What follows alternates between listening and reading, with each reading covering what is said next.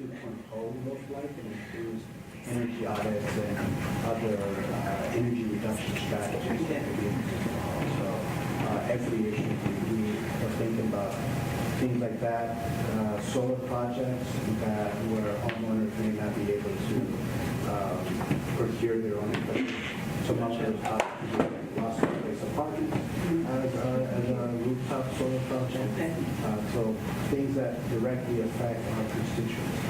Now, our entire grid affects our constituents, obviously, but things that are more specific to particular groups. All right, thanks for clarifying. Excellent question. Brian, did you have anything else for council?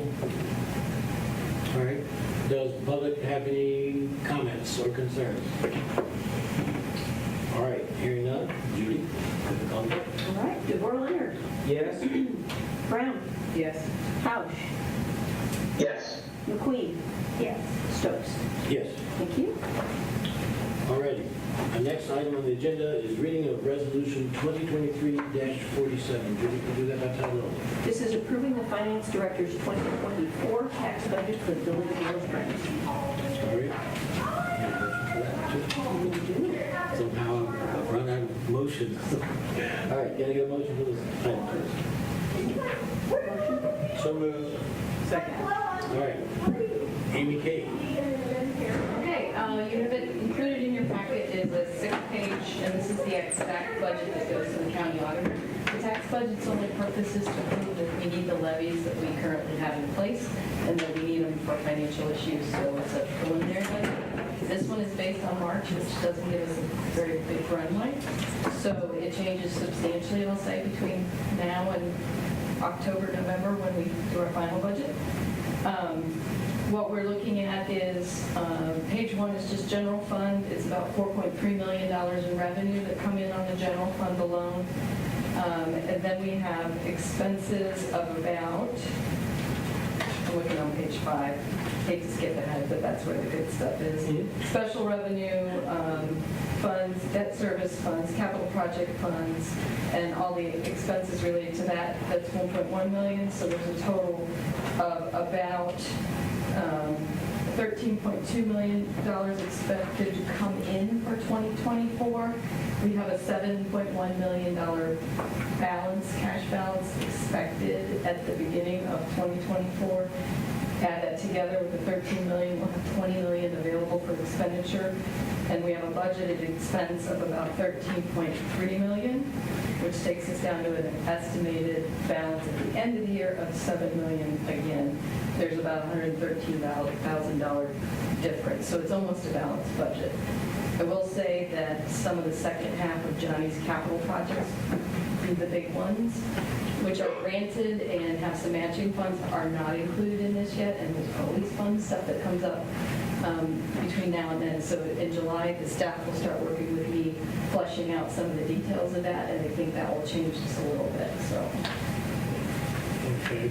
Amy, I had a couple questions. I'm trying to get to the page where I found. On page 1, just a simple question. For example, kilowatt hour and lodging. You've got your actuals for 21-22, the current year estimate, but then the Why is budget. it lower? Yes. It's a little bit lower because we, in 2023, we recognize transient guest lodging of about $19,000 from 22. So 23 is a little lot higher than it should be. Okay. And then, so that makes 24 back to normal. Okay. And it's a little bit conservative too. Right. And I was actually wondering if that was just a conservative estimate. And then the per auditor, are these just things? These are the numbers they give us. Okay. They tell us, there's 3 numbers they give us. One is property tax, one is local government that Greene County provides, and the other one is the pension fund for police that comes from property taxes. There's a part that's earmarked for pension for police. So those 3 numbers they tell us. Okay.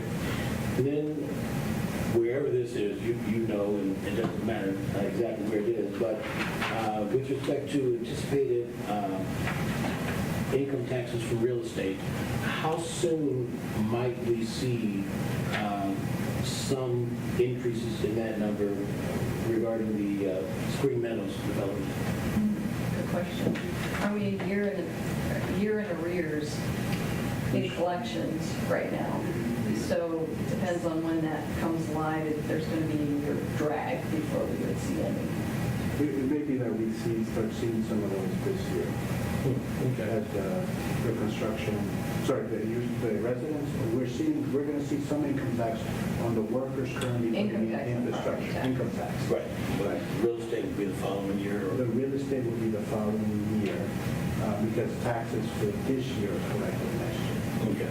Yeah. Okay. Good. I think that's all. Yeah, Brian, thank you. I'm sorry. Yeah, thanks. So Amy, just to clarify, when you mentioned local government fund, you mean that it comes from the state, not the county, right? We get some from the county and some from the state. We get 2 checks every month. Greene County and then Ohio makes up the difference for the amount that the county does not provide. So we get 2 checks, one from Greene and one from state. All right, yeah, I want to follow up on that because Sure. I didn't realize there was a county contribution. So the main thing I wanted to, I guess, have you articulate is I understand part of why we're doing better budget-wise is the one-time ARPA fund donation that's covering some staff costs. And then I guess the other thing is, could you speak briefly to the trade-offs for having a close to balanced budget? So I guess what kinds of things that we probably would like to do if we had more revenue? Well, I have to say, staff has not had their conversations. I don't have Johnny's capital list. I have his 10-year project plan for Lawson Place and all that fun stuff, but I don't have his big, like, wait, I have stormwater money now? This is what I want to do with it. So we have not had those conversations. I do have pages, ongoing costs with the dash cams and the tasers and the vest cams, those things. They're all included, but I want to sit down with Johnny and really map out better than we maybe have done in the past what month by month the inflows and the outflows will be to those big projects like J&T, which is in bankruptcy right now, so that's kind of in limbo. So that is not in this budget right now, but that's a granted one. So that's not a big deal to us. The money in, money out, it's not going to change us. I haven't gotten their wish list yet, Brian, so. Okay, all right, I think that's fair enough. Yeah, I guess I just want to make sure, like, it's great to talk about a balanced budget, but It probably won't look like this in October. I'll tell you that right now, yeah. Duly noted. Any other questions from council? Okay. All right, well, thank you, Amy Kay, for all that great information. All right, Judy, can you call the vote? I can. McQueen? Yes. Brown? Yes. DeVore Leonard? Yes. Housh? yes. Stokes? Yes, Thank you. please and thank you. Next is resolution number 2023-48. Judy, can you read that by title only, please? This is authorizing the village manager to execute an agreement with Dixon Engineering and Inspection Services, LLC for required water tower inspection services. Can I get a motion, please? So moved. Second. All right. Most Leigh, second on with your name. Yes, thank you. Thank you, Kevin. Sure. In a previous meeting, council approved the painting of the 2 water towers. As part of our quality assurance protocols, we have a third-party inspector to inspect and review the work of the contractor. So this resolution before you authorizes us to hire a third-party inspection group. This is what they do, and they go behind the contractor to ensure that the work is done to the highest quality standards. Great, excellent. So the total contract award is for $88,725. That's for 2 water towers, and they'll be broken over a 2-year period. There is an allowance for change orders not to exceed 15% of the bid amount, so that comes out to $6,525 in 2023 this year. The second year change order for the second tower is $6,703.75. So I'm going to jump in here. So I did notice the difference both in the costs of the two towers and as percentage basis, therefore, the difference in costs and change order allowances. Is that just a matter of increased costs over time? Part of it, the towers are different build, so the towers are not exactly the same. Okay. So there's different elements to the towers. Okay. Just some background, one of the reasons why we had a second water tower is that many years ago, water in the first tower froze and burst the tower, broke the tower, so we had to build the second one. So they're not, they may look identical, they're not identical. Okay, all right. So it's mainly those differences then that contribute to the Correct. differences? Okay, great. Hey, that was a great answer. Two of questions and I go ahead. All right, Brian, did you have anything? Okay. All right, anything else? So I read this and I thought, wow, this is a lot cheaper than I thought. And then I read it more thoroughly because I was thinking it was for the painting. Which was like 10 times up. Yes, I read that. Yep. It's the course of a different color. Okay. All right, any other comments from council? All right, Judy, if you would please call the vote. All right, Tausch. Yes. Brown. Yes. DeBoer Leonard. Yes. McQueen. Yes. Stokes. Yes. Thank you. All righty.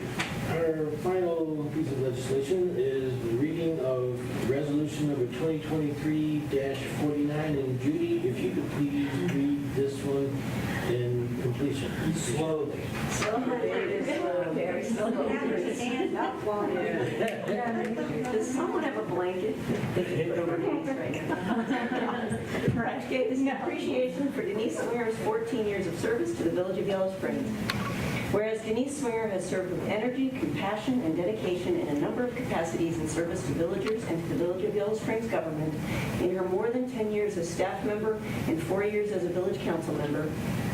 And whereas both council and the Village of Yellow Springs have benefited from Denise's ability to navigate controversy with skill, fairness, and relentless amounts of research. And whereas under Denise's guidance, many amendments have been enacted to the village zoning code in order to be continually responsive to the unique zoning needs of the village and its residents. And whereas Denise has brought energy and responsiveness for development and support of commercial ventures to her role as planning and zoning administrator, which has positively impacted the village as a whole. And whereas council wishes to honor Denise's commitment and service to the Village of Yellow Springs, to her colleagues, and to council, now therefore council for the Village of Yellow Springs, Ohio, hereby resolves that. Section 1. Denise Swinger is hereby officially recognized for her devotion to the Yellow Springs community, as shown through her service first on Yellow Springs Village Council and later in her diligence as a village employee. Section 2, Council for the Village of Yellow Springs hereby advises relaxation and enjoyment of the second Tuesday of each month, as well as during the many hours you would have spent in research, reading, consultation, meetings with staff, and preparation for Planning Commission and Council meetings. Section 3, Village of Yellow Springs Council and staff officially wish you a spectacular retirement, one you have well earned.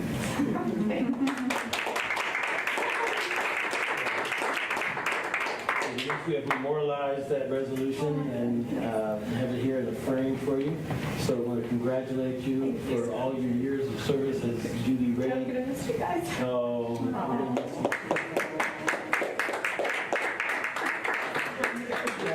Oh, yes. So there's the resolution. And here's, if you don't have it already, here's the.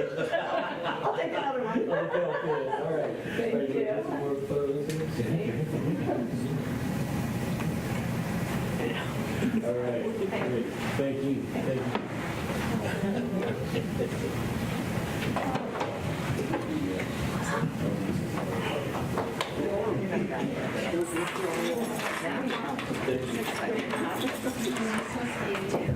Alrighty, that was a real live resolution that was moved and seconded. Thank you all, really. Thank you.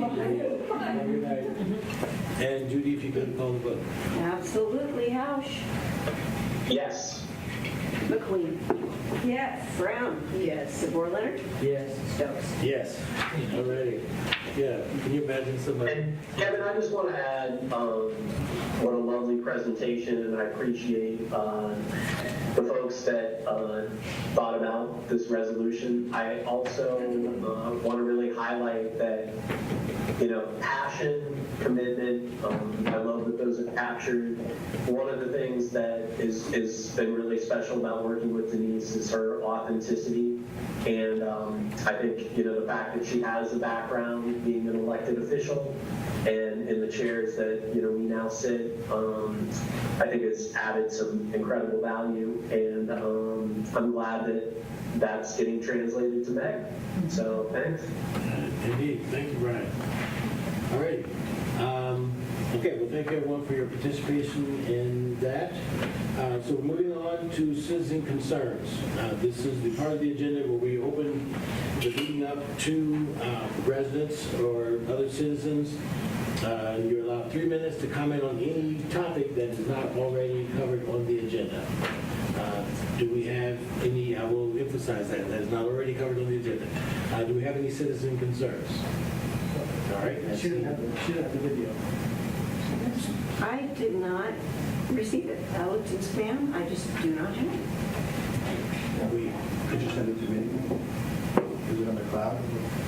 Well, I've got a laptop and it's Yeah, Wi-Fi. he sent it to my email. Yeah, it was a 25 meg file. It's a big file. No. Can we, I can play it on a computer, sure. I can scan it before I play. Okay. Do you have a USB drive? I got it. He has it all. He's got a virus scanner that can clear that. We just got a virus on. I shouldn't say it too quickly. While we're working on that, is there anyone else that, I followed him okay, great. everywhere. Great relationship.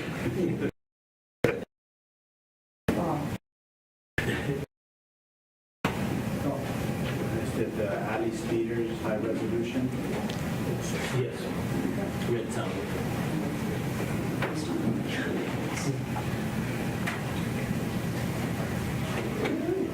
Okay, you can stop it there. Stop it. Okay, the official part, Wayne Goulden, 224 Corey Street, down the street. I've got a 90-second video taken the night of the street fair. It would be June 10th in Keith's Alley. It is in 3 partially overlapping sections, and so you see the 3 different sections. You can use my wife's slow down as a timing marker that appears in all 3 sections. So they're just partially overlapping. The most important part is in the 3rd section, where you can see the construction fencing that is in the back of where Earth Roads used to be, and is where the front of Dave Chappelle's presumed merchandise shop will be in the future. Okay? With that, you can You want me to play it? play it.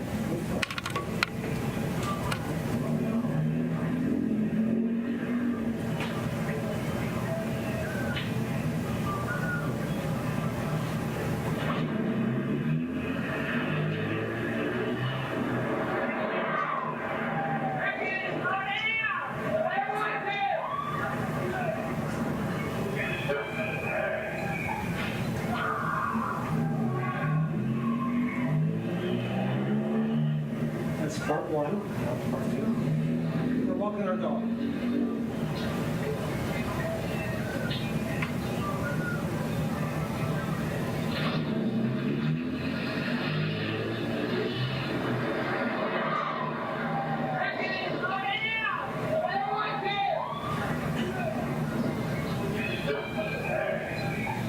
And now over to the left, you see Chappelle's, where his future shop will be.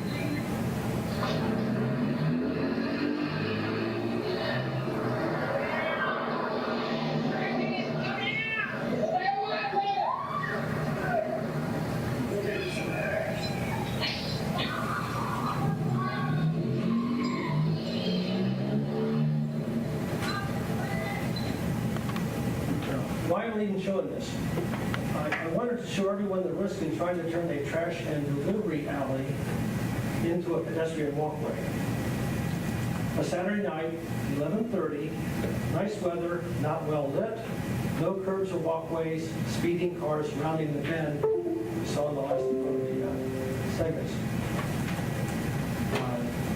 What could go wrong? I'd like to say that yahoos like this are rare, but I got to tell you, they're not. It's this all the time. Thank you for watching. Wayne, you're, oh, you have a cap, right? Yeah. My name is Betty Kelly. I live at 224 Torrey Street also. What I didn't write down was, this is our 31st year of living there, so we have a long experience. As my husband Wayne just related, we were coming home from our evening walk. I am recovering from major surgery and at the time wasn't walking quite as well as I am now. I started across Keats Alley. I saw the headlights in the alley and backed up. In my current state, I wasn't going to take a risk. It's obvious I'd made a good decision. As the car I saw in the alley, the headlights, was car number 2. Car number 1 came peeling around the corner, didn't look, didn't stop, and would have hit me if I'd been in the middle of the alley. Had there been anybody walking in the alley, the bigger concern is if anybody had been in the alley between Corey Street and the curb, they'd been dead, because there would have been no time to see them or slow down or go anywhere. So it seems to me that having a store fronting on the alley is fraught with potential issues, and it's just something for you all to ponder. Thank you very much for that information. Sure. And, the picture, as they say, is worth 1,000 words. Absolutely. So we appreciate that. I have a couple of questions. So are the cameras are on your property? Yes. So these are your cameras? Yeah, How many incidences would you say in the last, I don't know, year? well, I'd say something like that happens maybe once a week, twice a week. Okay. And so, and this is the first time that you guys were out there to, We just have to walk in the dog. Yeah, Okay. walk the dog every night at this time.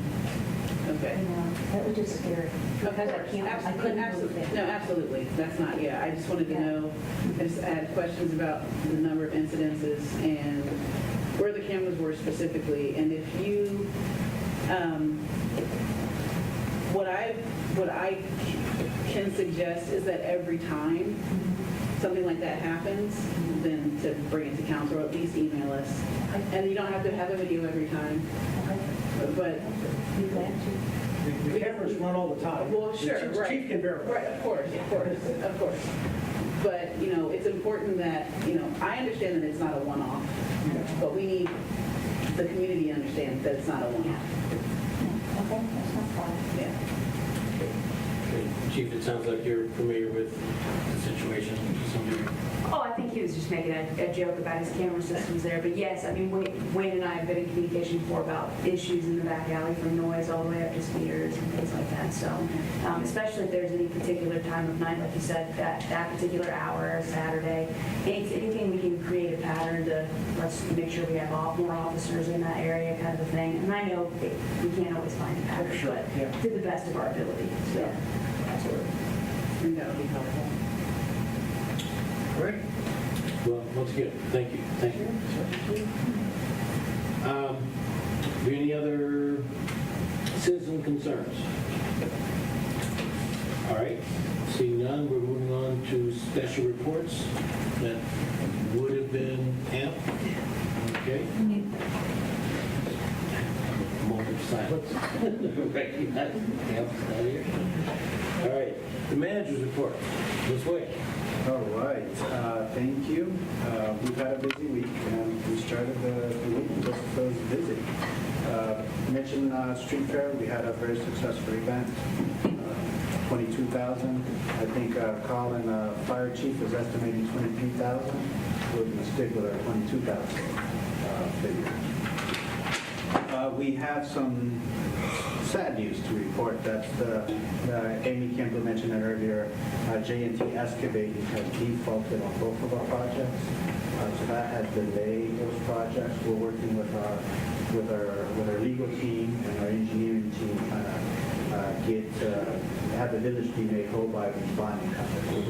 So I'll hope to have more information in the coming weeks or months on how we're able to salvage this project and continue with grant funding for this project. As a reminder, this is a $1.2 billion grant-funded project in HB 168, and the second project is the King Street Water Main Extension. So those projects are on hold right now until we're able to resolve the issues with the contract. Any questions on that? We had hoped to break ground in March, and we just kept pushing it off and off, and then we got this news that they were bankrupt. Right, that's pretty drastic. Brian, I don't know if you have anything, but I'm going to go ahead and just jump in and get it started. Regarding, hopefully, the portion of the two projects that's grant funded, $1.2 million, are there any concerns about the whatever time frames we have for turning that project around with the delays? Yes, so we do have a requirement from the grantor that we must deliver the project November 2024. However, we had this contract with J&T that was to be delivered to us this November. And that's because we need to close out the project so we can start closing the evaluation process on the grant side. When we have to deliver everything to the state on November 2024, doesn't mean when the last bulk gets done of the water, it means it has been in place, inspected, and tested, and it's operating. So we can't really push the project out until November of next year. One of the things that we're going to work through with the legal team is I have the bond company, insurance company, resume this work with another contractor and have it delivered to us on time. Okay. Yeah, on King Street, we have a little bit more of flexibility there, as that's our own project. Okay. The prospects looking good with respect to the 1.2 million? I made contact with the bonding company and their representative, and they signaled to us that they are going to do everything within their power to help us out and make us whole. With an asterisk, once the legal team has reviewed all of our legal requirements. So I think it's nice to speak to an insurance representative. Said, I've got you. I'm going to take care of you. Once the lawyers say I can do it, or I can do it. So at least it's shown a good faith and attempt to resolve it. We're going to wait for the lawyers to say what they say. Since Amy's here, we can not here anymore. She probably left. No, we still won't say anything about lawyers. Brian, did you want to weigh in? I'm good on this particular issue, but Josue, you have another issue that you're going to elevate, right? Yes, I'm talking about a couple of things. One, Just anyone else have concerns about? Okay, good enough. All right, sorry, go ahead. the street sweeper, I want to clarify or add a little more context to the street sweeper. It was brought to my attention earlier, it's an old street sweeper, it's 1999, like, is this really good? And we had a mechanic and team look at it, and it's certainly worth the value that we paid for it, $5,850. On the cost savings and what it can generate, we hope to recover our investment in the street sweeper just in this year alone. We're going to have Pride coming up, a street fair again in October, and there were a few other cleaning efforts that we'll do. So we plan on recouping our investment this year. So it may be old, but we think it's good. It's got some good life in it, and our team's going to polish it and keep up with the maintenance.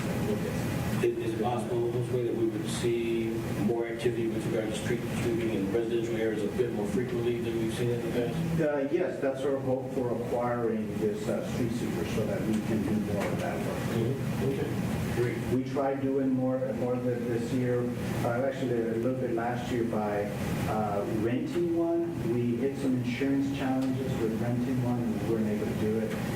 But now that we have one, we'll get our own insurance and we'll be out there. We'll put it to work. Great.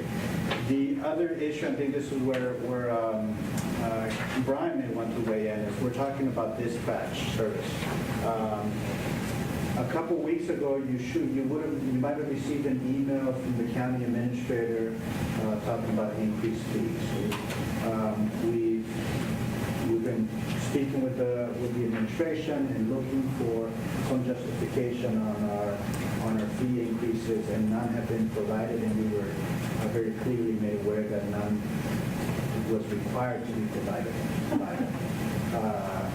So, it doesn't really. We're the phone company, we don't have. Right, it was one of those. So, I think that wouldn't go well with fellow council.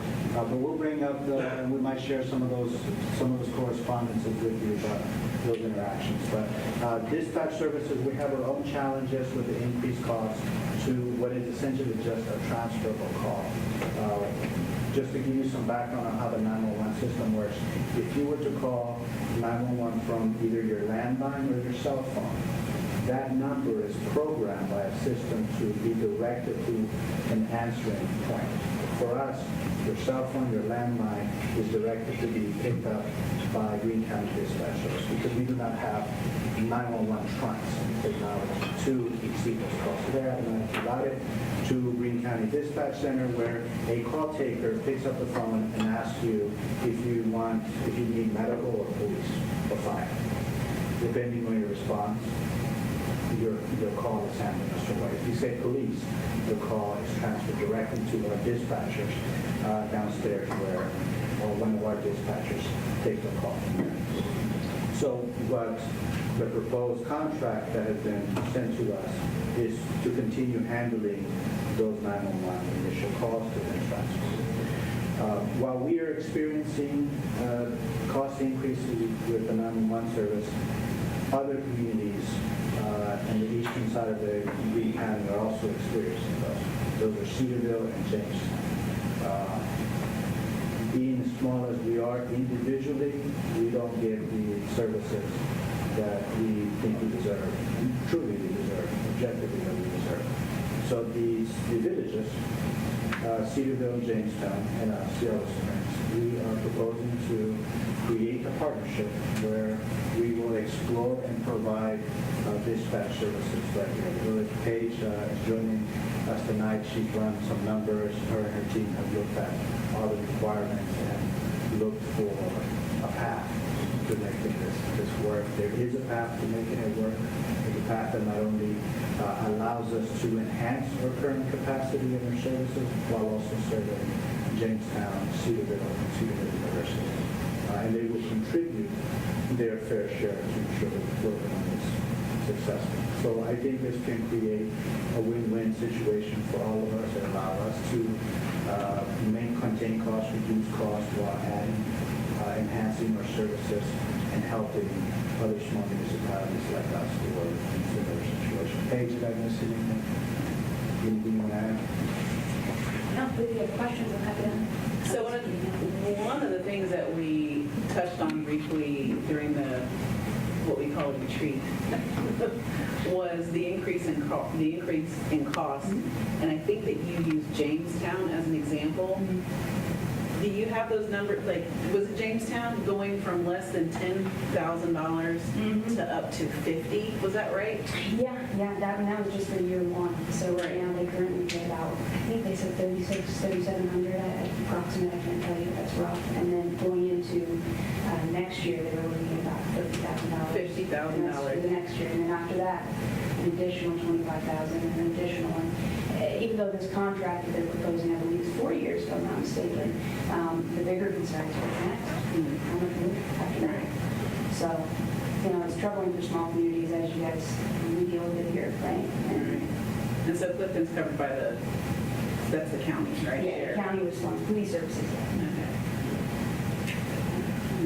I'm going to go ahead and recognize Brian, since he spoke earlier that he wanted to share on this topic. Yeah, so I think one thread to kind of connect the two issues that I think is important to emphasize is that 911 dispatch does get fees for their services. So while Certainly costs are always increasing.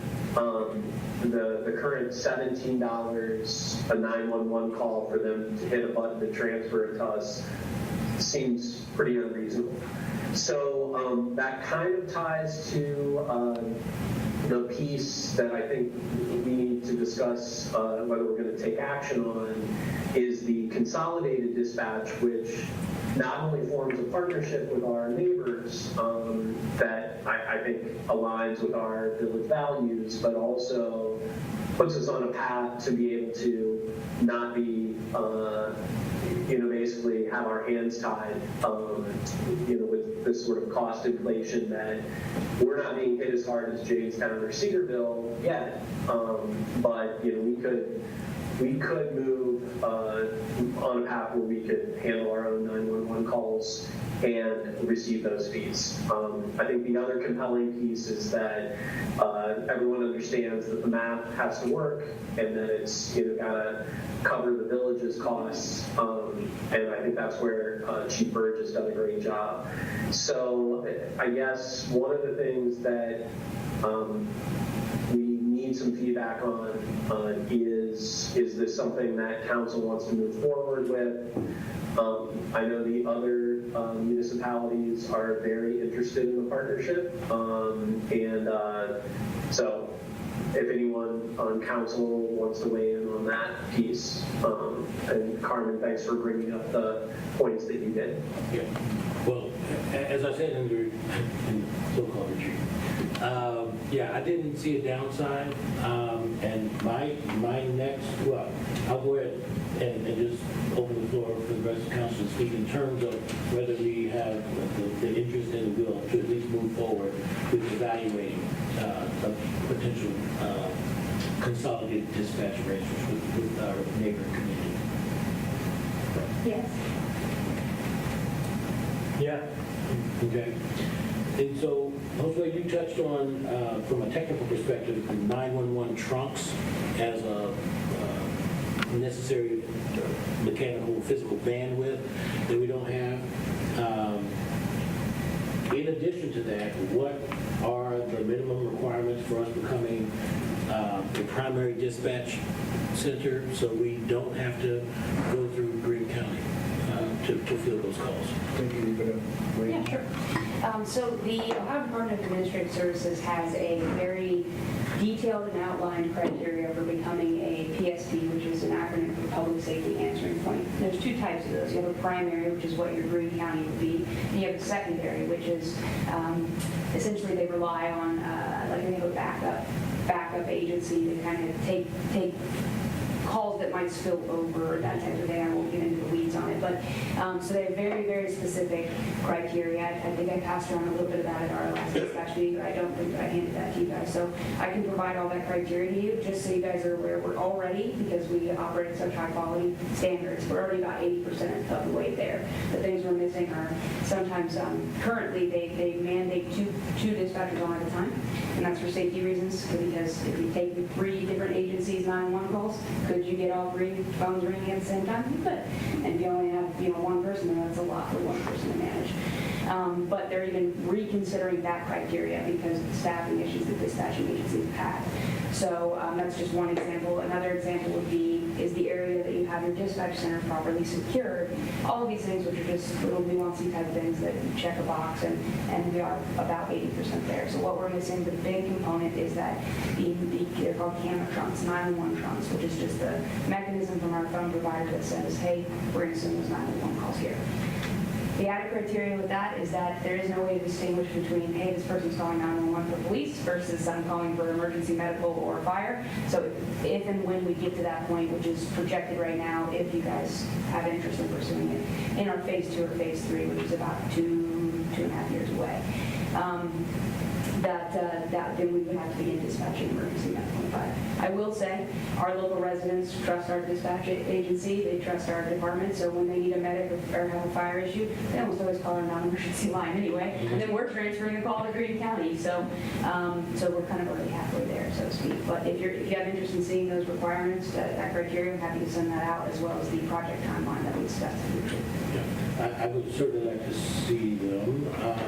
I've probably got some, not too into the weeds question, but do we imagine just in terms, once we're all there, and it's seeming like it's taking longer than I anticipated, I was thinking sooner.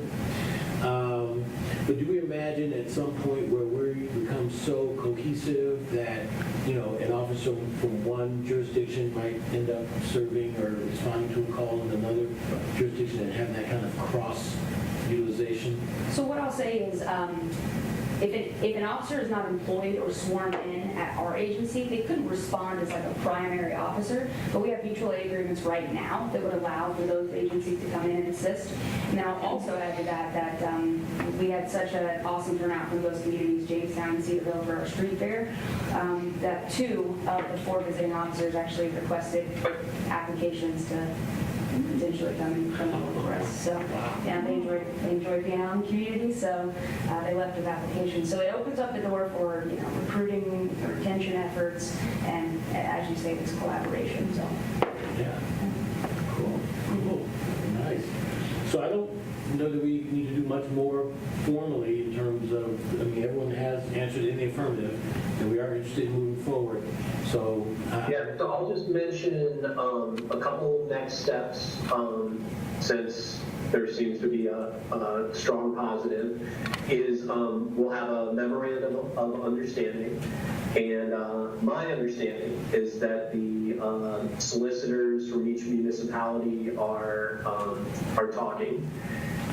So that should be something that council and the public would expect.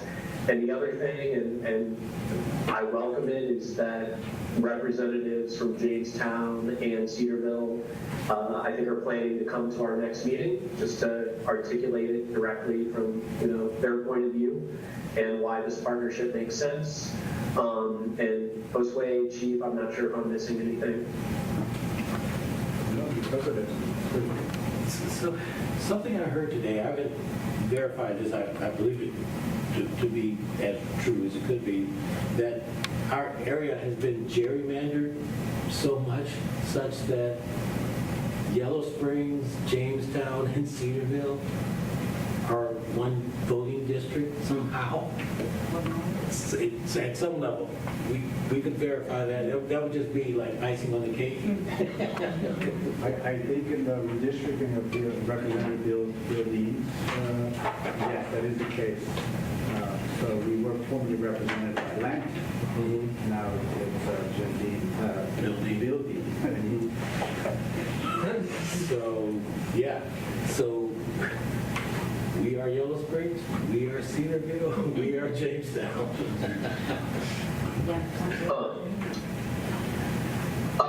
I did want to mention one other thing before we move off the manager's report, or 2 other things. Josue, it was pointed out to me that we should update our SHAROs. I think, weather, paving, whatnot. And it was also pointed out, and I think this could be rolled into the Dayton Street project, is we never have put SHAROs on Dayton Street, but maybe we should think about that. And the other thing is, I can't remember where we left the PFAS, forever chemicals discussion, but I do want to make sure that we're figuring out, because I know that there are ways that water can be treated to remove those, and I don't know anything about the expense or whatnot, but I want to make sure that it's in our plan to look for grants and whatnot. I don't think that we have a problem right now, but I know that since this is creeping out of Wright State other jurisdictions are talking about this at NVRPC. Yes, that's a good point. I'll come back with a report on PFOs. There's two things to that. EPA changing their standards and then what our plan is able to handle. Currently, we don't have a filtration mechanism. Brad, our water superintendent, has started a report, so I will get that to council on the conditions of treating these chemicals and what we could do in the future towards building that capacity at a water plant. So I'll bring that back. One more thing on the dispatch activities. We do have a contract that we need to respond to Greene County, and I had initially scheduled, I planned to bring that to the July 3rd meeting. I would like to continue negotiations with the county about that contract, so I wouldn't rush to sign that contract now, particularly because should we not sign the contract with them under the current terms, we will continue to have the costs transferred to us as they are now. So from a functional perspective, our residents are not going to be negatively affected by any delay on our part. Calls will still be screened at the county dispatch and forwarded to us as they are now.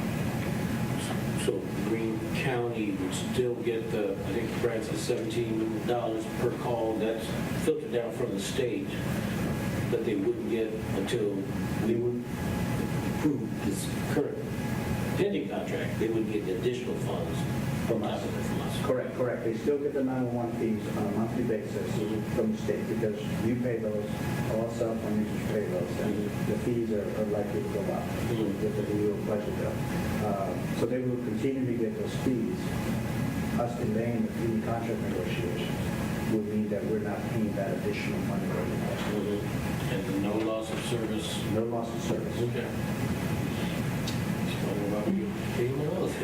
Yes. Well, there are some things we wanna be good partners, so we wanna talk through these challenges, but we also need to have consideration for our concerns. Right. And if we need information, it should be provided to us. Yeah. Okay. Yes. Jessica Thomas, Yellow Springs News, just to ask a clarifying question about that statement. So when does the current contract end?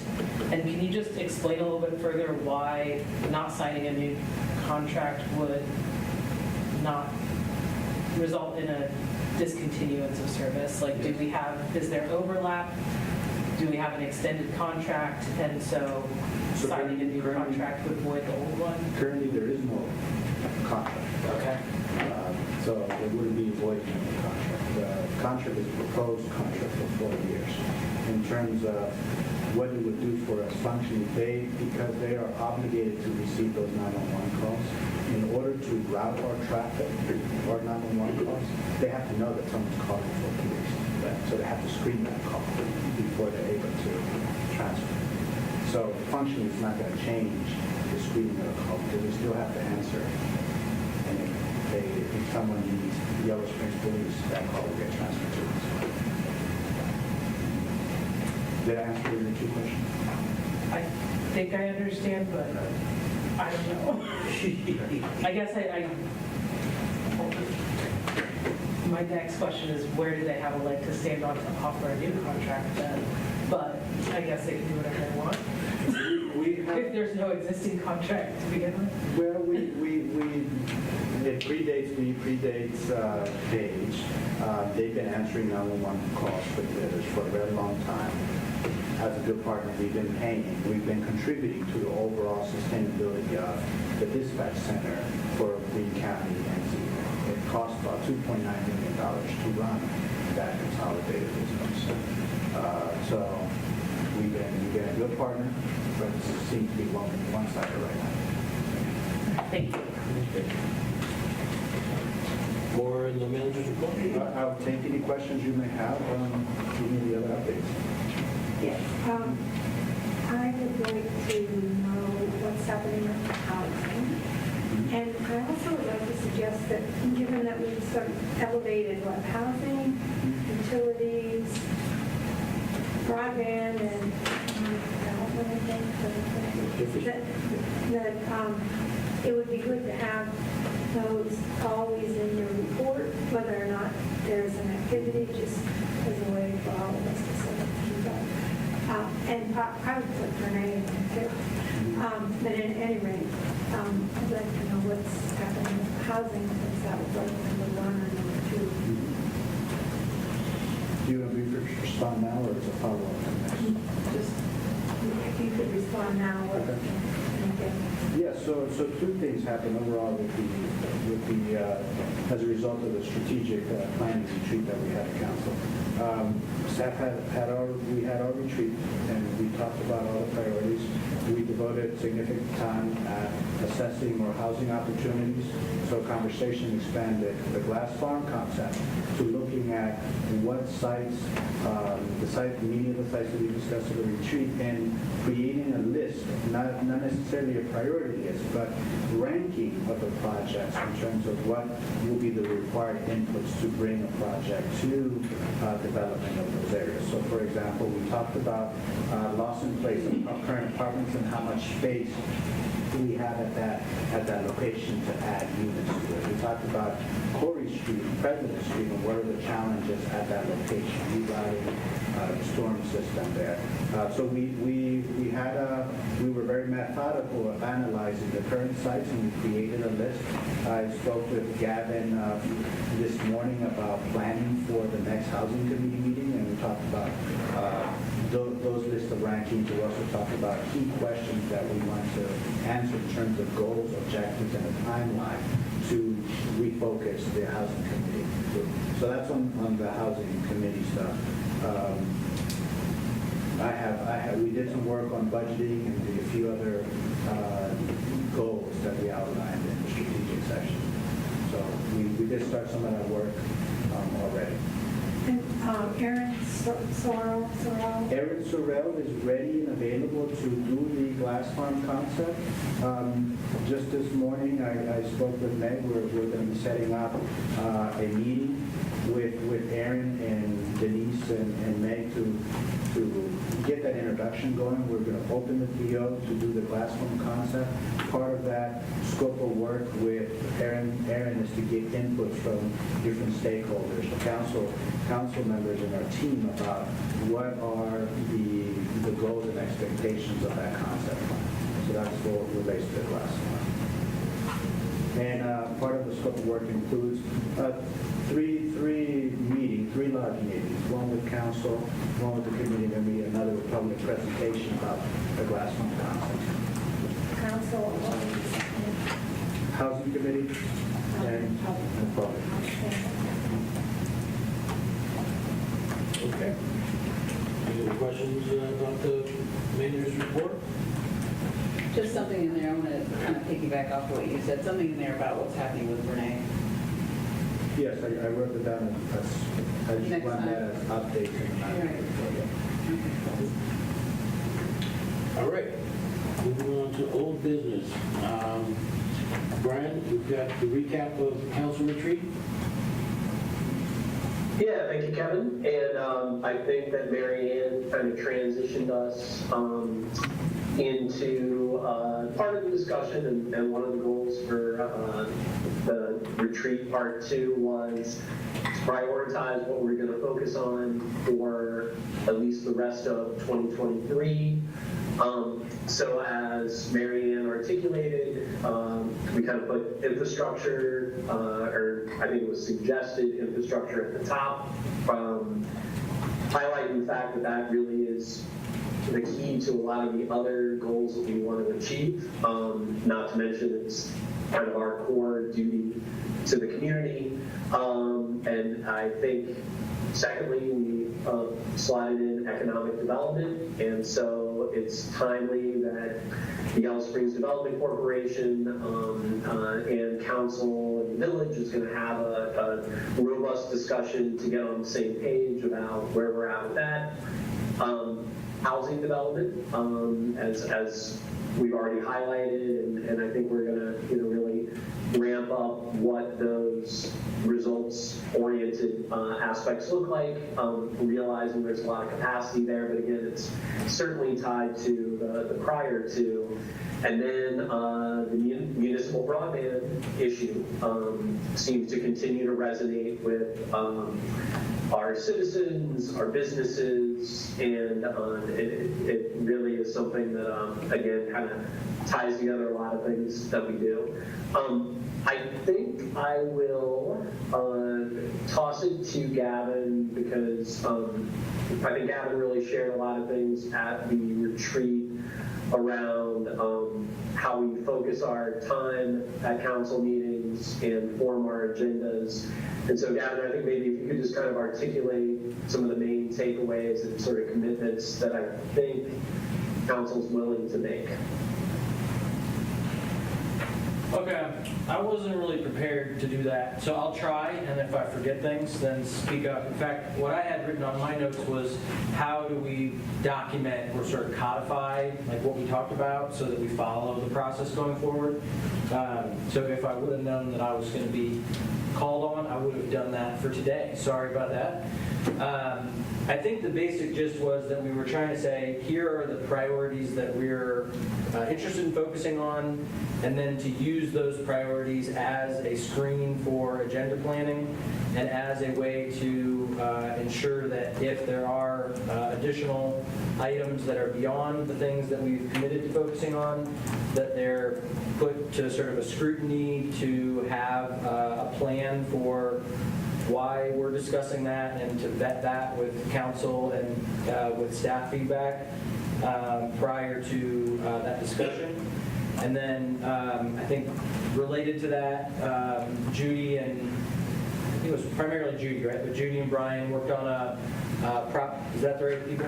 Worked on a process document that also laid out the expectation of having new ideas in writing and do some prep work to ensure that that there's a common knowledge of what's happening with the project, and it's been given some thought before we decide about putting energy, let alone resources toward. So, Brian, I very much may have forgotten something, but those are the things that off the top of my head I remember us talking about in terms of our process. Yeah, and I appreciate that because I think you are able to capture some of those things around, some of the transparency and some of the other issues, I guess just kind of what our, again, commitment should be. And I, like you, was trying to think about how to put this to paper, but I think it's better to have it in the packet so the folk can look at it at our next meeting. And these came pretty close in time. The other piece that I'll highlight is that, we're not saying that other urgent projects, can't come up.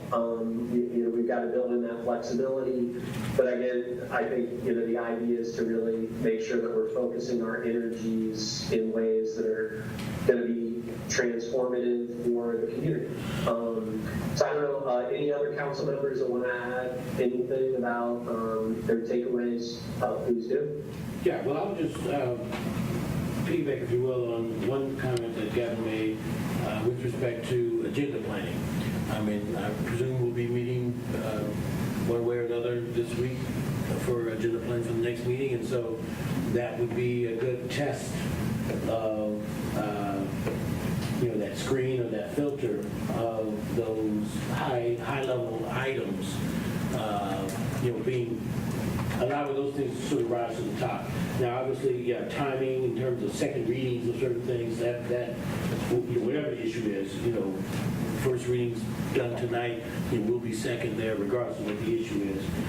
So there's some things that will be forced on the agenda in that regard. But certainly this week we'll have an opportunity to apply that filter of our priorities in terms of, again, highlighting those things or allowing those things to take priority and preparing for the next agenda. And actually we can start some of that at the end of this meeting in the next few minutes. We're looking at future agenda items as well. All right. Anything? Go ahead. Sorry, maybe I'm missing. But so we have the document that Judy and Brian worked on, and then we had the memo that was in the packet that was used as part of the documents for the goals retreat meeting. I think the process stuff is in full, if you sort of piece those things together. I guess I'm imagining when new council members come on board, that this would be, maybe it's something that we consider adding in as part of the rules or, onboarding. So anyway, just to be clear, who is it? Is somebody working on taking those things and making them into kind of a here's the process document, or has that not been figured out yet? I'll take the next stab at moving that onto the agenda, which I think we should put on the agenda for the 3rd. So, okay, thank you. Yeah, I mean, I think the process document is pretty much there, and then I want to update that priority piece. So,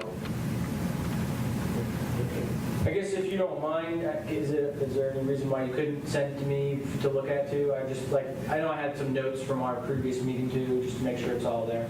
Cool. Yeah, I'd like you and Josue, and then on the process side, you need to review that. So, yeah. All right. All right, anything else on the council retreat recap? All right, policing policy update, Mary Ann McQueen. Yes. Out of our last budget meeting came a concern about the cost of the police department, in particular as part of the general fund budget. And so several council members agreed to do some digging about this, and I volunteered to spend some time with the police department and people in the department to get a better sense of what our police officers and dispatchers do. And Kevin was part of that, but unfortunately because of family concern, wasn't able to participate. So I'm just going to go over some of the key takeaways. So I spent 12 hours approximately with 8 different people in the department, and some of the things that I learned from the conversations, especially with Chief Burge and dispatcher Andrew Karen, are comparing data from, say, the 1980s or on up through the different decades to now. As well as comparing Yellow Springs to Cedarville. So, for example, in the 1980s, in one of the reports that the chief found, there were 2,000 calls for service for this particular year. Last year, we had 8,000 calls for service. So here we have a community that has not increased in size in that decade. And in fact, in that decade, in the 80s, Antioch College would have existed, and I can tell you, it was, pretty active back then. Why is this the case? I mean, there are things that, if we wanted to dig deeper, that's a question. I don't know where that would get us to find out that. One suggestion by one of the people was that people call the police now for things that they might have in the past taken care of themselves, maybe talk to a neighbor rather than call the police on a neighbor, for example. Then there's the comparison of Yellow Springs to Cedarville. And some of that data shows that we actually have not only a lot more calls for service in Cedarville, we have a lot more crime. A lot more things that elevate to actually get reported as crime to the state. Yellow Springs is, I think it's fair to say, a much more active community, vital,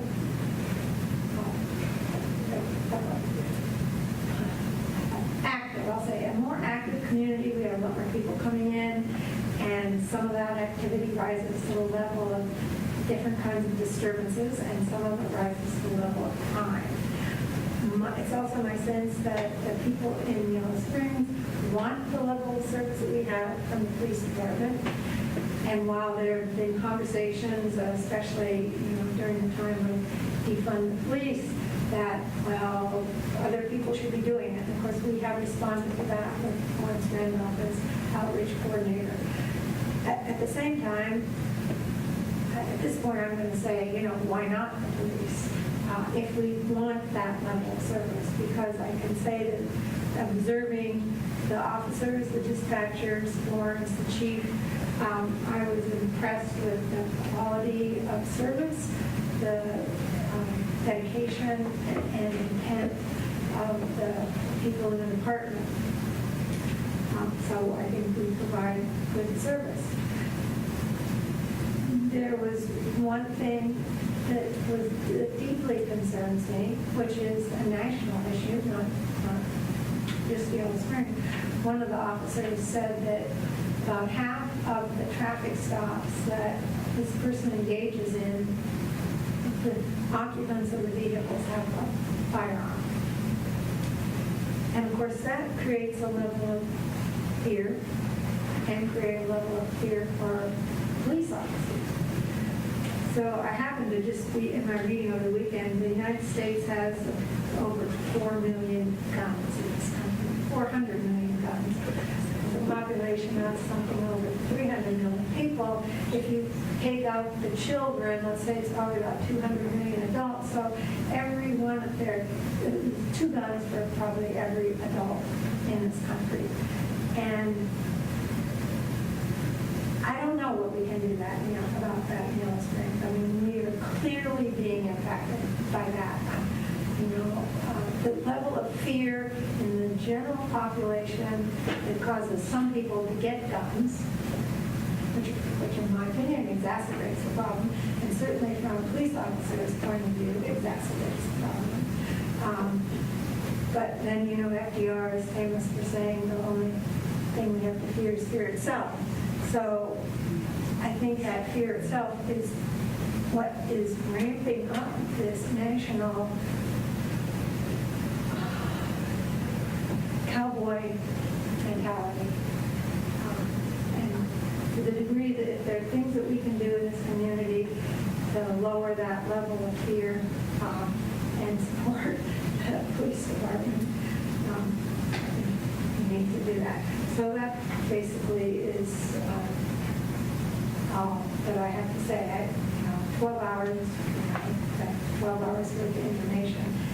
If we felt like we wanted to dig more deeply, we could. I guess one other thing I'll say, when we're looking at the cost of the police department, we can compare it to our general fund, the proportion in our general fund, and it's more or less half or a little less than half. But that doesn't account for all of the enterprise funds. So we've taken the police department, which is one of the services that we have, and put it in the general fund, but all the other services, streets, electricity, water, sewerage, all that stuff. Those departments are separate. Excuse me. So there, you can put the numbers around and have them show different ways, but the chief noted that over time, the portion that we spend on the police department has stayed pretty constant if you look at our whole budget. That includes all of the services that we offer. So I'm happy. I don't know if I can answer the questions if there are any, but maybe people have comments. I just want to thank you for spending the time that you did. I know it's been discussed probably many chiefs before me, and I imagine you guys are as busy, if not busier than I am on days, and the time was much appreciated. I hope it was about, I think it was. So. Yeah, it does sound like it was. I will still get there. No, I believe. Yeah, just, like I said, just not been, my life has been overcome by other events. But I think it's pretty well documented that I support the police and certainly in favor of all things police in Yellow Spring. Yeah. All right. All right. Thank you, Mary Ann. All right. So appointment to YSDC. Now, as I understand, last meeting, Brian just ask in general who wants to do it. So who wants to do it? Yeah, I think I said me. Yep. Make sure I said me. So it's, I don't know if we have to do anything formally. I mean, it's probably more of a YSDC process. I honestly can't say. I just think we just make the appointment. We're allowed. I think we should, actually, I'll make a motion to appoint Carmen as our YSDC It representative. makes it official if you make a motion. Okay. And Can I second the motion? I'll second. Or no? Conflict of interest. You could, but I'll second. You can't vote for yourself, though. All right, it's been moved and seconded that Carmen Brown be appointed to our second YSDC seat from Village Council. All in favor, say aye. Aye. Any opposed, same sign. All right, motion passed. Welcome to Growth Spring Development Corporation. I'm it, Brady Pappadino, I'm in for it. All right, cool beans. No pun intended. All right, Mary Ann again with the cast update. Do you have something on that? Yeah. So in February, Florentino Rodriguez had just started to work on the community-based climate action and sustainability planning effort, and the funding was gone at Agraria. And that was funding that had $25,000 that had come from the village to support that effort. So since that time, I've had conversations with the partners in that effort, which was clearly Agraria as the main partner, the Council Land Trust, the Glen Township Environmental Commission in the village. And then at our workshop last week, council staff workshop, it was clear that council, majority of council and staff are not interested in continuing this project. And so in the words of Quakers, I'd say it's been laid down. I'd also say that the energy from the partners was not enough, at least at this point, to continue either. So that work has, once again, stopped in that form. And I think there are two things that council needs to decide. One is that hopefully that money will come back to the village. It'll probably be about $20,000. I would like to see it reserved for similar kind of projects. For example, hopefully we'll pursue the compost project or some kind of sustainability climate action project. The other is our membership in Power Clean Future Ohio, which is predicated upon us working on a climate action plan. And if we're not going to, then we need to decide whether we want to continue to be or feel like we should be members of that statewide network. I think there's value in that. And I think that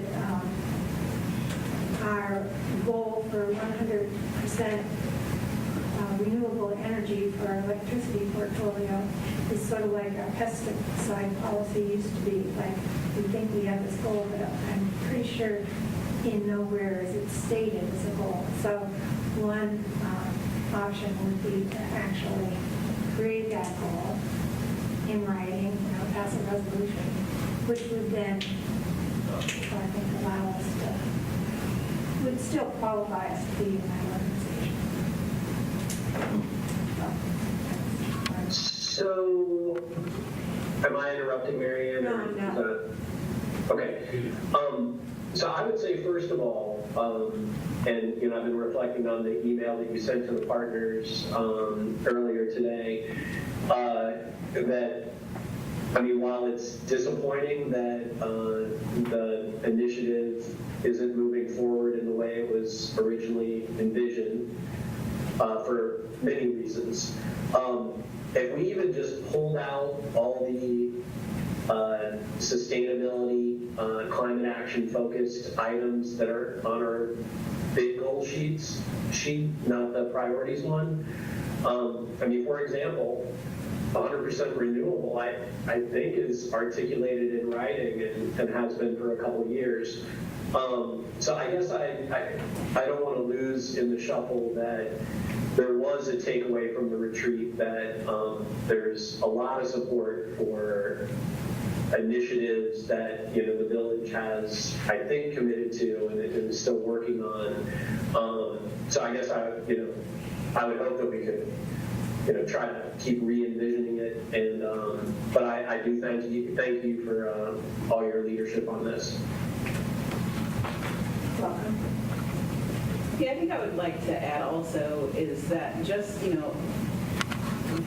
speaking for myself, with what happened with the Agraria, it changed the dynamic of what our CAS goals would look like, because we had those funds allocated and they're not there. That took the wind out of a lot of people's sails. And just because it doesn't look the same way that we expect it to look doesn't mean that it's to be stopped. I think that we're going to have to go in different directions and keep doing the work that we've kind of been doing already without, having a designated CAS coordinator now, because we don't have that money's not there. I guess I'm just saying, this is not a stop. I don't think this, for me, it's not stopping. It's a hiatus, if that makes any sense. Yeah. So I did just do a quick search of our goal sheet, Brian, and you're right. I don't know if we need to highlight or elevate this more, but under support infrastructure and high quality service for a thriving, resilient municipality, future and ongoing activities includes achieve 100% renewable energy portfolio. Another renewable, because I just did a search, is establish our renewable energy credits policy, which we have done. Yep, solar. I know solar's called out in there as well. Mm-hmm. Yeah. So,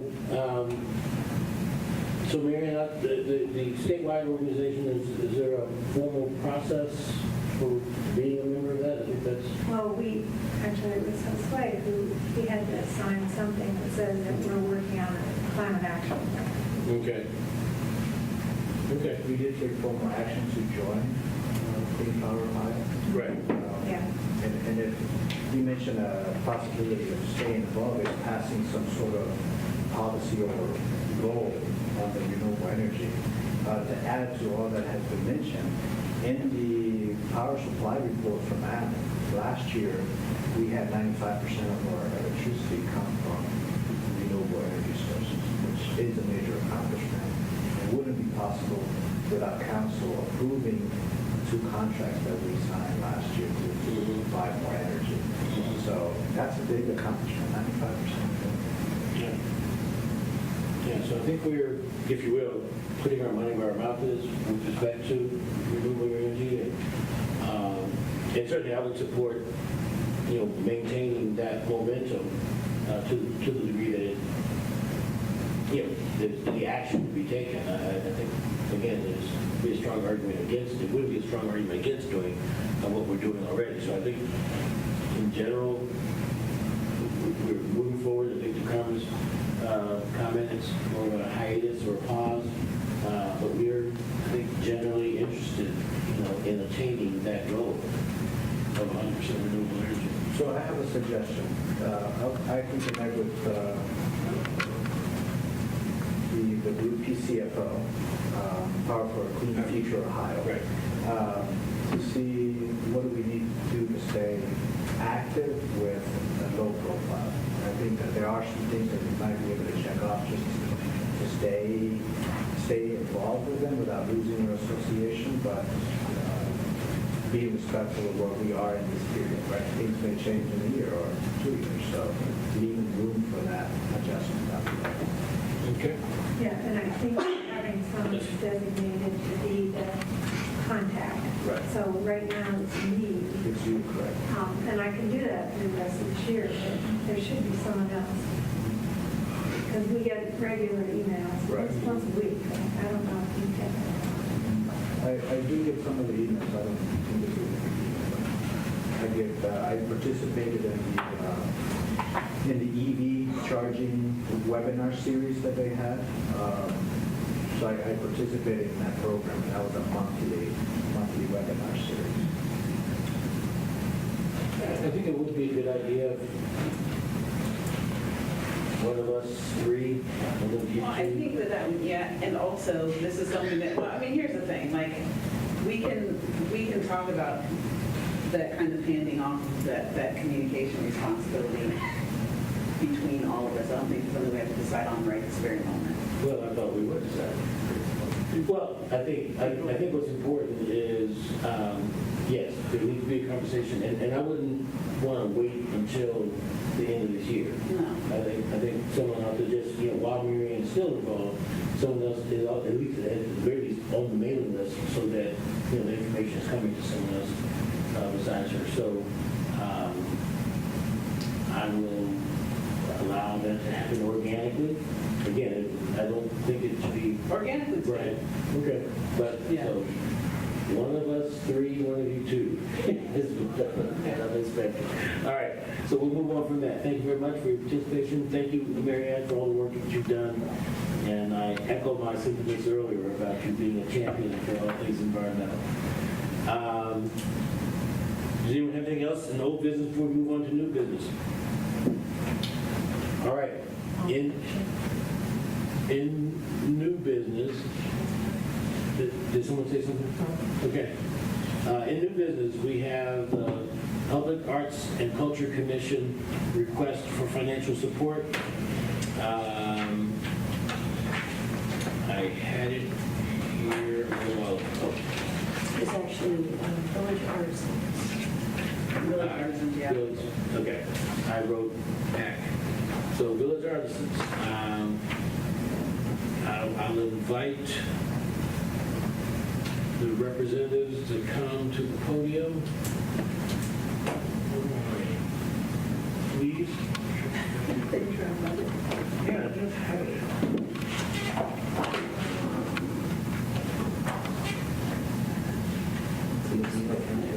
Yeah. I was reading it a little while ago. All right, so what I do know is for village artisans, various and sundry expenses that you all have incurred, similar to the way we've sponsored other village events. We've had this momentum, if you will, over the last year and a half of wanting to be sponsors for large social, cultural events here in the village. And just to cut to the chase, I remember the number. So Village Artisans has, again, various expenses, and they're asking for $5,300 in sponsorship from Village Council.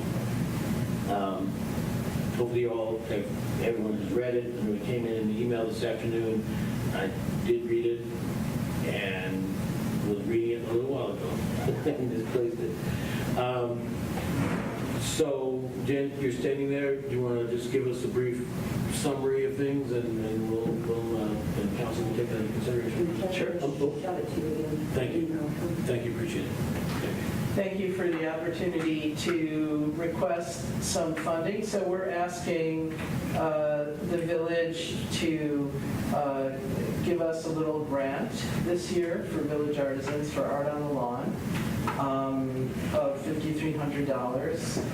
And in exchange, in addition to our undying thanks and gratitude, you could have a booth at Art on the Lawn and disseminate information about village activities and whatnot.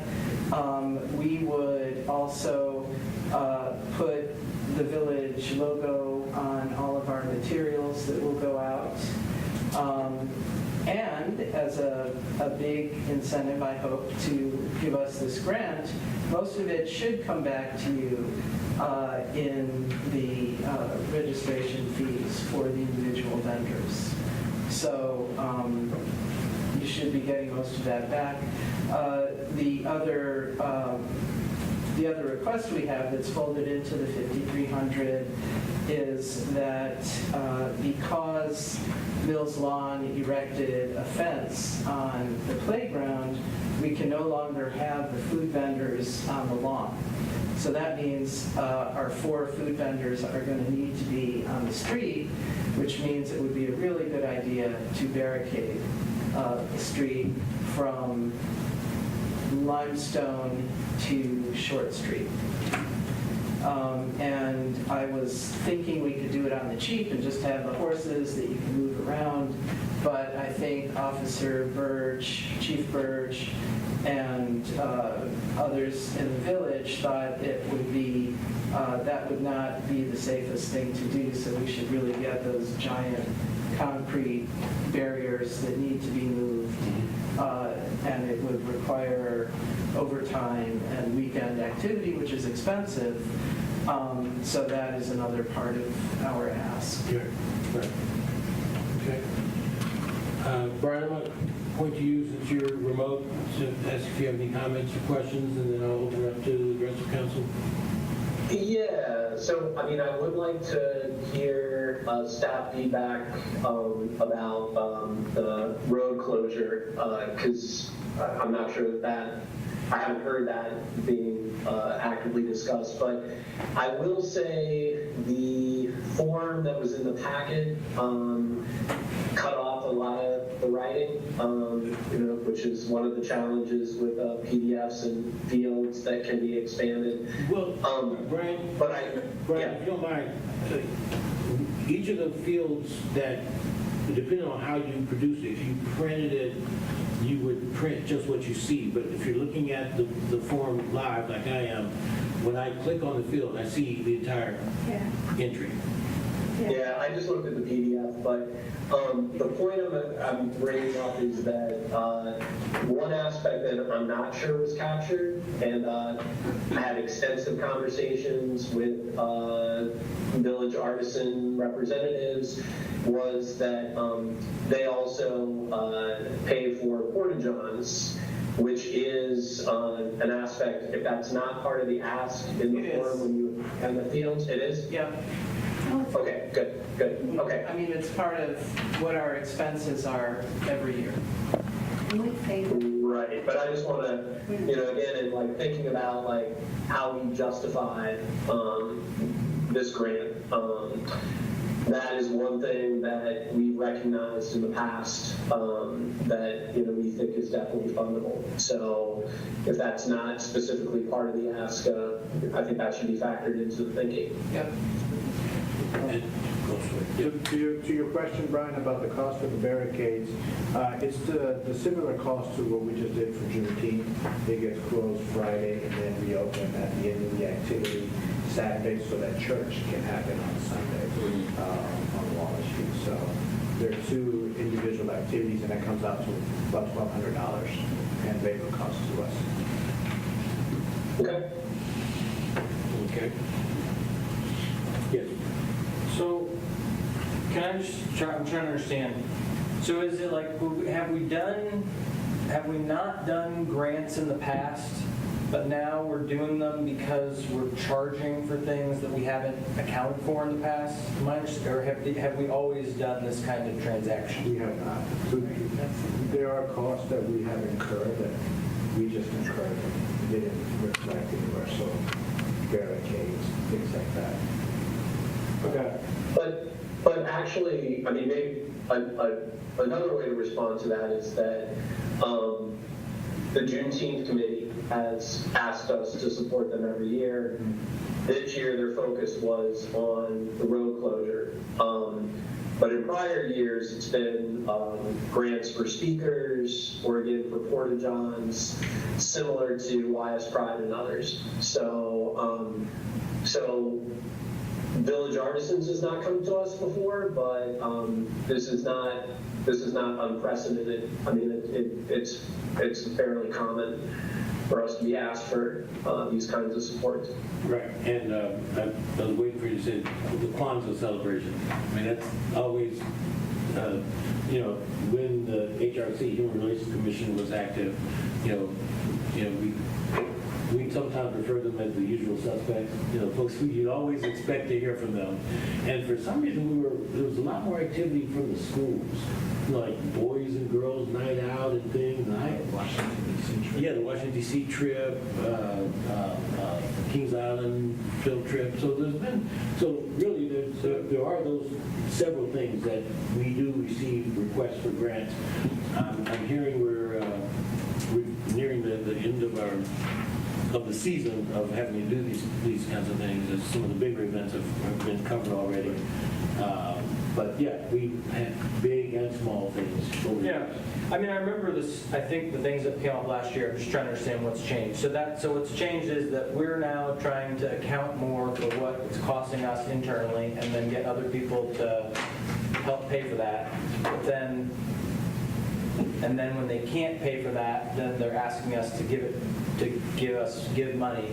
That's one part, right? And then the other part is the vendor fees that are, is that right? Are those the two changes? No? Okay. Well, then help me understand. Okay, so I would kind of agree with that.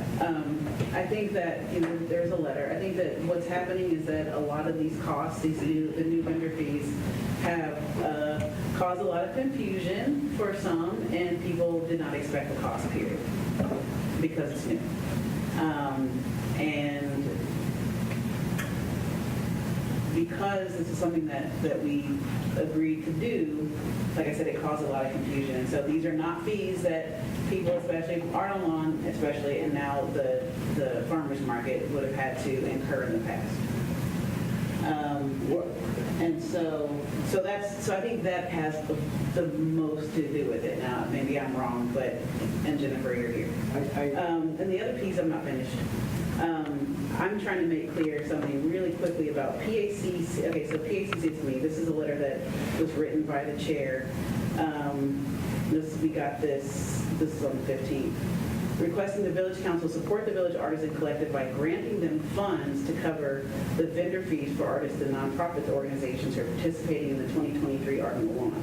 So this ask is for primarily in kind, right? So the barricades, the cost of the porta potties. Well, we're changing it a little bit from that letter. Mm-hmm. We are incurring the vendor fee costs. Okay. So that's off the table. Okay. We're asking for a grant for fees and other expenses we've had. And the village should make back much of the money that we're asking for in the grant in the vendor fees that will come. In addition, I should say, I understand that primary concern is getting all of the vendors to submit RETA fees, and we will include that in all of their packets. So the income tax that the village is concerned about getting should happen. Okay. Is that satisfactory? I was going to weigh into something to the effect of what Jennifer said, that the vendor fees is a separate matter Right. from this request. They are tangible costs that Art on the Lawn folks are incurring, and the sponsorship is for those hard costs that you have on the house part. So I guess just, is the net outcome that the village is incurring equal to or less, like, what's the net outcome? Like, is this hurting? Like, are you spending more than you spent before? Are we making more than we made before? Or is all of this a wash? I don't think that we have to see it in that way as a trade-off. I think that there are some circumstances that have changed the layout. For example, the food trucks and wanting to closing that. That is an entirely new expense because the activity has changed. So there are some elements to this that are the conditions of the layout for the event and how the event happens. Okay, so is it a wash minus 1,200? I'm just trying to understand functionally what the outcome is. I understand where you're going, but I think we can't say that in exchange for the fees, we're going to give you this. That's not how we're approaching the conversation. They're asking for a sponsorship request independent of the fees. Now, obviously, there are fees that they're going to come back, and it might actually, I don't know how it shakes out, but we can certainly follow over before how things shake out. Yeah, so I think we can't answer the question dollar for dollar, and I don't know if you all, Jennifer, with like grant scholarships, I mean, unfortunately, almost every vendor has found out about our, you probably haven't had a call for the last 2 hours. So many vendors, we've dealt with it with Pride, with Street Fair, these outreaches have been made to these vendors months in advance, and then we're doing new stuff and trying to recoup our operational costs. And so folks are going to show up, but vendor fee, what vendor fee? And yes, I can pay it, no, I can't. So maybe there'll be some scholarships granted. So again, we can't answer the question, 100 vendors times 30, whatever the vendor fee is. We come back and we can't answer that because we just don't know. And again, I think it's better to not try to fold in vendor fees. Okay, so she made that, she clarified that for me a little while ago when I read the piece of the letter. So the $5,300 is to offset the cost for you guys, the cost that you will incur after everything's all said and done. The $5,300 will help offset that, your initial kind of hit. Right. With or without the vendor fees, I mean, that's, Yep. okay. Brian, do you have any, were your questions satisfied regarding the street staff involvement?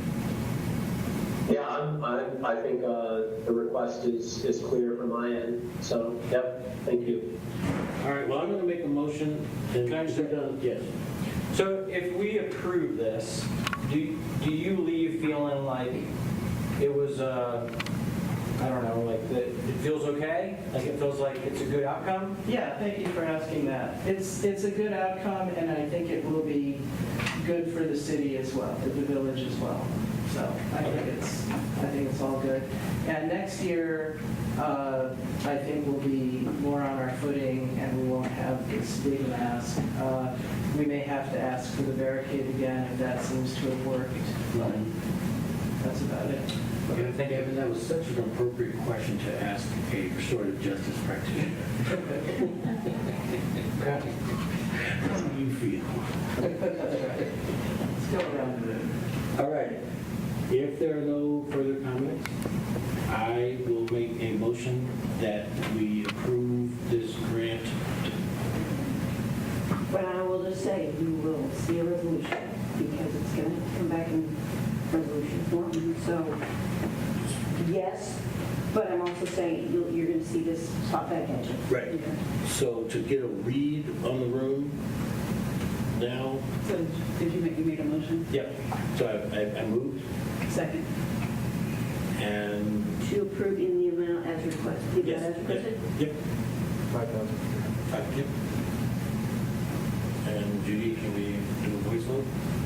You can. Okay. Would you call the roll, please?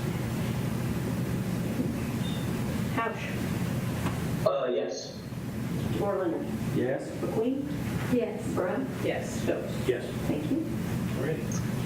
So. Okay, so before we move on, I guess I want to task us with something, and part of it is, we did say at the retreat that we're going to complete the event fees process, and so we've got that committee that we're going to convene.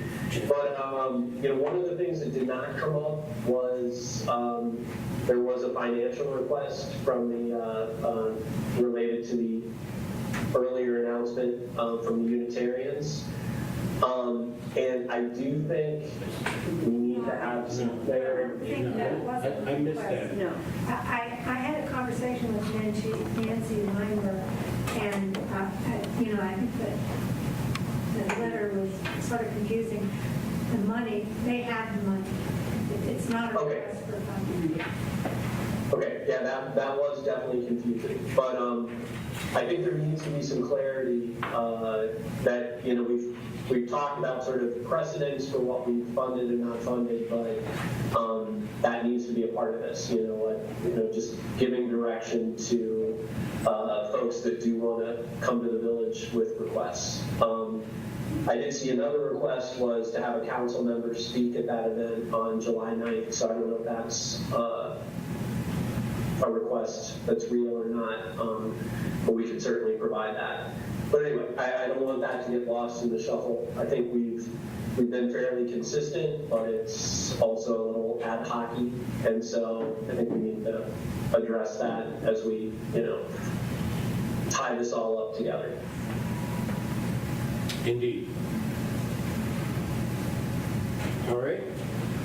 So on to board and commission reports. We do have a nomination that will come forward. Give me just a second, please. Okay. But before we get to the nomination, are there any other board reports or commentary that needs to be highlighted? If not, I will pass the nomination on to Ms. Brown. So the PACC has a nomination from Deja Freeman. She worked at the Clifton Crab House Co-op. She was the marketing events coordinator. She's a designer at the Creative Market Concept Space. She is a practicing artist. She works to develop programming for workshops and events aligning with that particular co-op's mission. She has experience with event planning and specifically curating art shows. She was on, or she's not serving in the same capacity, the Village Arts Council Board.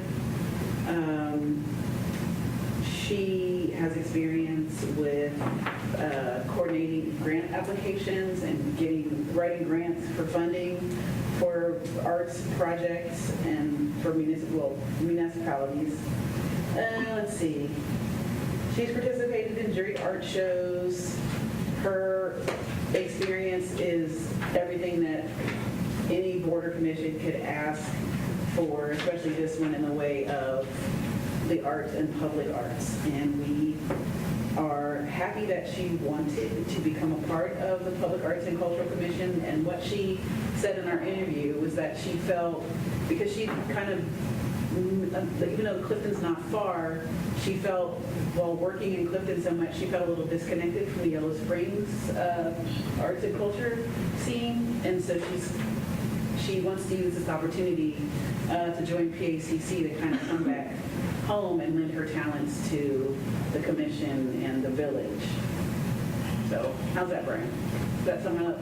Yeah, I think that was a great review, and we had an awesome interview, and I very much support having Deja come on board.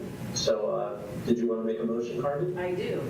I move that we have Deja L. Freeman come on board PACC. All right, and I'll second. Okay, all in favor? Aye. So, all righty. Welcome, Deja, if you're listening, to the Public Arts and Cultural Commission. And thank you, Brian and Carmen, for doing the work of doing the interview and presenting what appears to be a very qualified candidate. All right, thank you. All right. I did ask for any other board and commission reports. Hearing none, we're moving on to future agenda items. Is there anything that came up this meeting? So we've got that resolution to approve the grant to Village Artisans. You had wanted more on the conversation on shared dispatch. We can sort that out in agenda planning as to how much and when, Okay. based on what this was. We've got a report on PFOs, whether that's in village manager report, okay? And then process of priorities,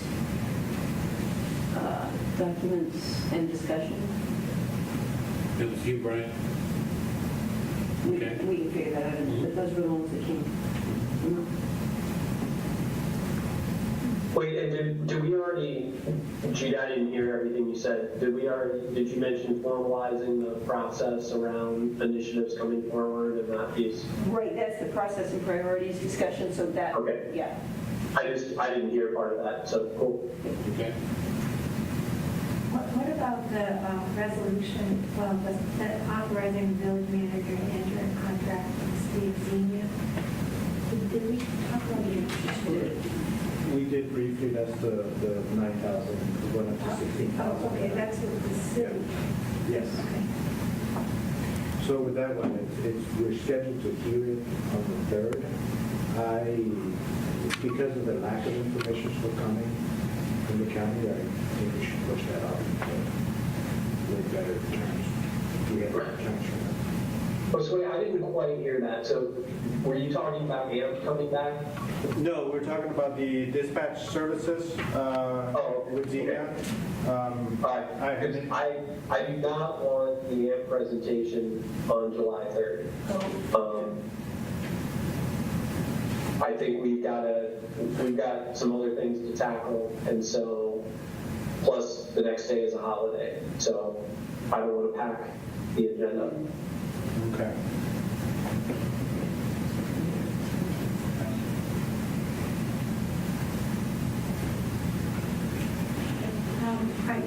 I'm just looking down this list and notice that event fees discussion is for August 21st. I request that be worked up in a way that comes to council with an option or options rather than spending hours on it. Whoever is doing it. At the retreat, really quickly, at the retreat, there was that list of questions. Asked Brian, village manager, to work on that specific list. And I know that people can dig around and find the answers to those questions, but if Brian and Josue could put something together that's concise in a memo form answering those questions, I think that would be really helpful for the discussion. But they were talking Yeah. about two different things. Well, and it sort of goes to your point, so. But the two things keep getting conflated. Event fees and vendor fees keep getting conflated, which is easy to do because they relate to one another. So, yes, I think your point's well taken, though, to carefully state what is this for, what is it about, what is the approach, so that you're clear which thing is being addressed. Because they do interrelate.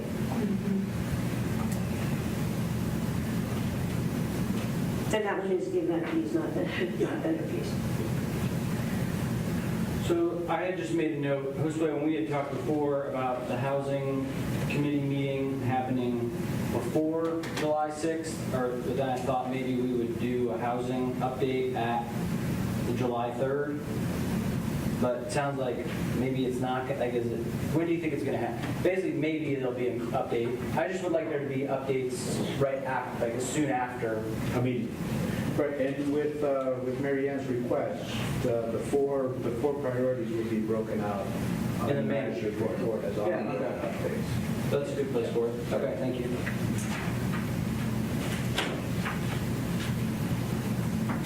Okay, I'm gonna ask another process thing real quick. So the thing about the dispatch stuff, so you're saying, Kevin, you have follow-up questions about that. I heard an exchange you were having at the beginning of the discussion about the future agenda. So there's stuff that you want in follow-up. And we were talking at the goal retreat, so the theory is that this dispatch stuff sort of goes under the infrastructure component. And so then, anyway, I guess the point is for me, I'm open to pursuing it. I guess I'm disinclined to spend a lot of time talking about it. I think kind of like what Miriam was, at least what I interpreted about the event fees is like, can we get I want to see a fully baked thing. That's the thing that we would talk about next, not like drag this out over several meetings talking about it in theory before we have a full pitch. Is that in keeping with what you were saying about this being on an upcoming agenda? Yes, and it goes to Brian's point that what he mentioned, that one of the things he wanted to see for the July 3rd is a draft of an MOU. What would the partnership look like? Draft it out in an MOU so that council is looking at the worked out details of a partnership arrangement. So, Yeah. Brian, yeah. so- And I agree, Kev, with your concerns. And I think I think the MOU is going to be a culmination of a lot of the working and talking back and forth that we don't want to do. It's happening at the solicitors and the village leadership, the various mayors and other folks in the various other municipalities. So all of that is happening, and what we'll see is the culmination of that in this draft MOU. Yeah, I think the one other thing is, and it'll, in the future come in the proper order, but the work has been done related to the process that I think we're going to formally approve at the next meeting. Chief Burge will share all of that. And then also, going back to the events fees, we will not bring that to council table until there's like a fully baked proposal and rationale with options. So if that committee doesn't meet, by the 21st, then it won't be on the agenda.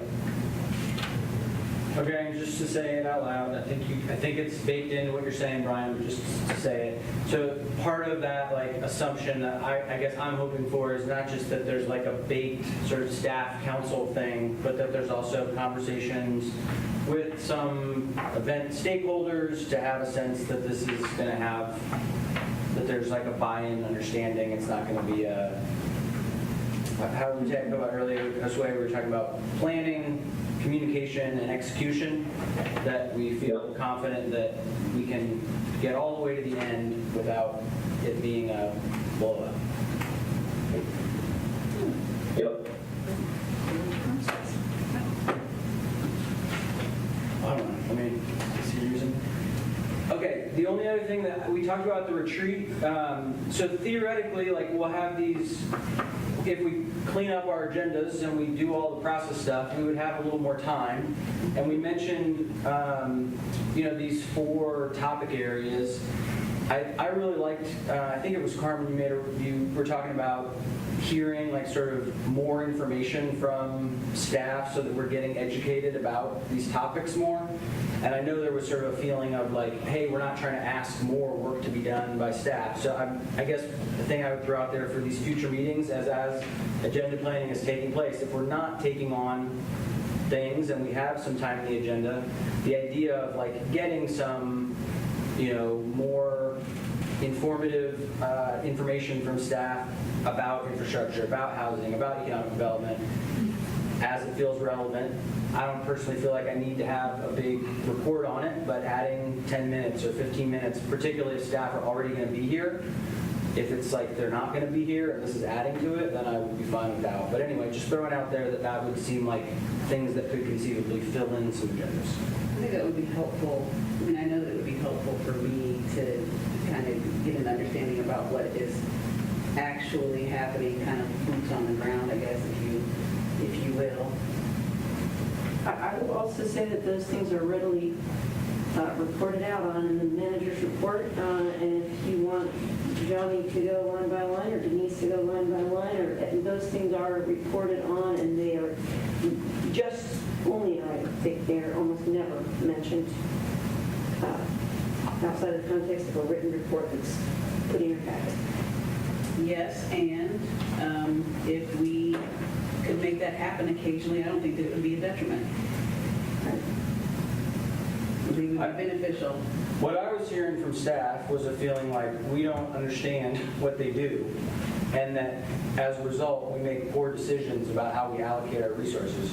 So I'm saying, okay, if we're going to have focus on these areas, I'd be interested in, let's know more. Let's talk more about what's going on in infrastructure, and not just in the context of the budget, so that when we get to the budget, we're more informed to make better decisions. If that doesn't fit with if you're hearing this and going, staff's going to hate this, then open to not doing it. I just thought maybe it could be a use of some time. That's all. Just an idea.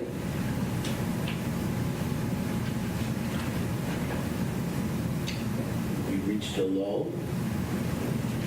If all hearts and minds are clear, I will entertain a motion to adjourn. So moved. No, second. All in favor? Aye. Say aye. Aye. All right. Thank you, everyone. This was a great meeting without him.